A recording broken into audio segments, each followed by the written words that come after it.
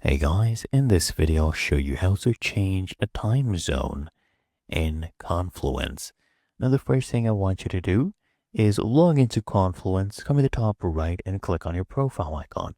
Do not click on this gear cog to access settings. That's where a lot of people go wrong. This one just takes you to your Confluence administration settings. So click on your profile icon, okay? And right here you should see account settings. I want you to go ahead and click on it.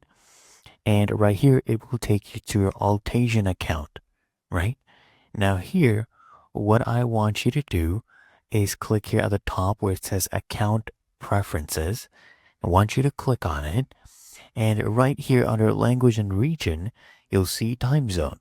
So here you can click on this drop down and you can pick any time zone you want right here.